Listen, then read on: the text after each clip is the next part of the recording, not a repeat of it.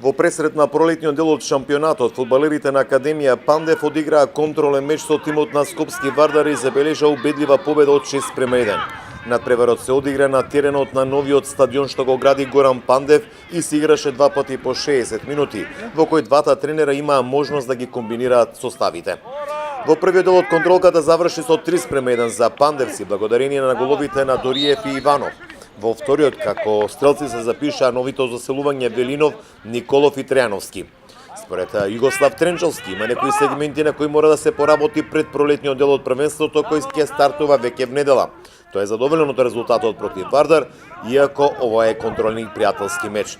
Пролетниот дел од првенството стартува следната недела. Академија Пандев го пречекува тимот на Македонија Ѓорче Петров на стадионот Кукуш во Турново. Контролка вчера одигра и Беласица против Китго и одигра без голови во Дојран.